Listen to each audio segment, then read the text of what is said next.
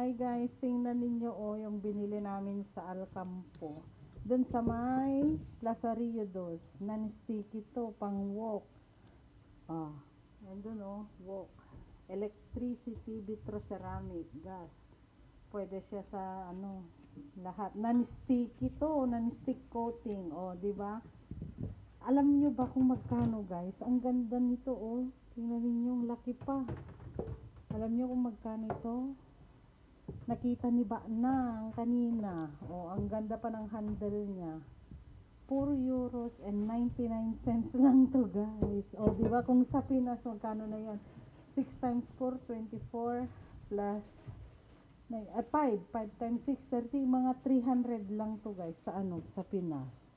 Pero ang ganda, manipis siya pero ganito talaga ito kasi non-stick to non-stick coating, pero yung handle niya ang mabigat.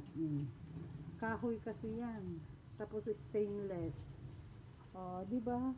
May panglutuan na kami ng pansit, spaghetti, mga prito-prito, pwede rin. Di ba? Ayan guys, bili na rin kayo sa Alcampo. Ang ganda. Ayan gas, electric, vitroceramic, non-stick coating. Ayan, thanks for watching. Bye everyone. Ganyan siya kita nyo? Ganyan siya kalaki. Isa't kalahating dangkal siya guys. Diba? Ayos na to, 4 euros and 99 cents.